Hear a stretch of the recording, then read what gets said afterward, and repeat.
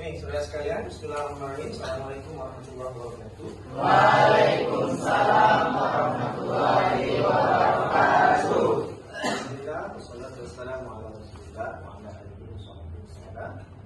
Saudara-saudara semua, hari ini kita bertemu di pertemuan setelah semester.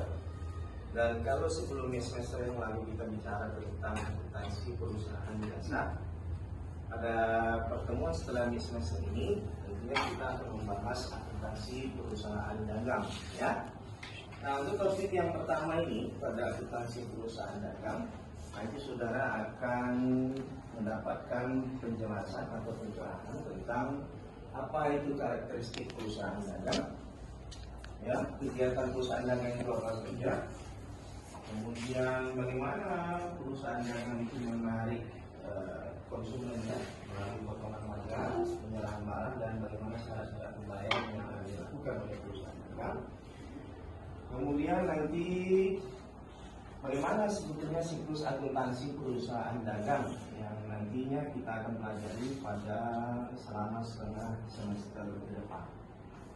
Nah, nanti saudara akan dibekali dengan bagaimana melakukan pencatatan transaksi keuangan yang terkait dengan perusahaan dagang.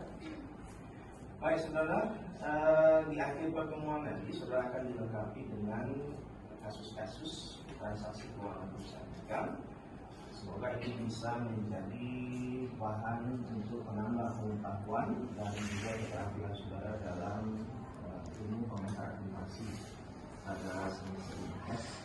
Saya mulai dulu yang pertama dari karakteristik perusahaan dagang. Ya. Kalau kita bicara tentang perusahaan dagang, jadi perusahaan dagang itu kerjanya ya sangat berbeda dengan perusahaan jasa. Kalau kita bicara perusahaan dagang, ya, di dalam dunia industri sebetulnya jenis perusahaan itu diklasifikasikan pada 3 kelompok, ya. Jadi pertama ada perusahaan jasa, kemudian ada perusahaan dagang, ya, dan yang ketiga ada perusahaan manufaktur. Nah ini ya. Nah ini sudah kita pelajari di setengah semester yang lalu, bahwa kita sudah mempelajari transaksi perusahaan jasa mulai dari penyusunan jurnal sampai kepada menghasilkan laporan keuangan, ya. Sebagaimana saudara sudah diajarkan sebelumnya bahwa perusahaan jasa itu adalah yang menjual benda yang sifatnya tidak berwujud, ya, artinya jasa yang sifatnya tidak berwujud. Tapi tentunya jasa yang tidak berwujud ini harus jasa yang sesuai dengan syariat dan tidak melanggar kepada hukum negara, ya. Kalau saudara membuat perusahaan jasa, misalnya jasa kelab malam, jasa cuci online, itu sebetulnya itu tergolong kepada perusahaan yang melanggar kepada syariat.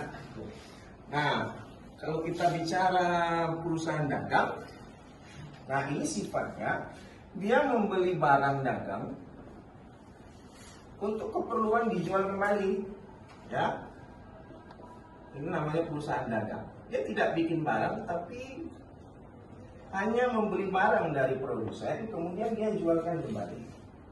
Nah, itu banyak sekali perusahaan-perusahaan dagang yang kita temui contohnya di dalam kehidupan sehari-hari kita, ya.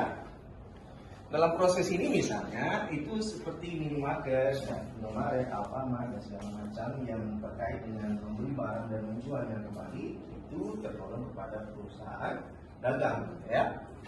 Nah, yang ketiga perusahaan manufaktur. Manufaktur ini kerjanya memang khusus dia memproduksi barang.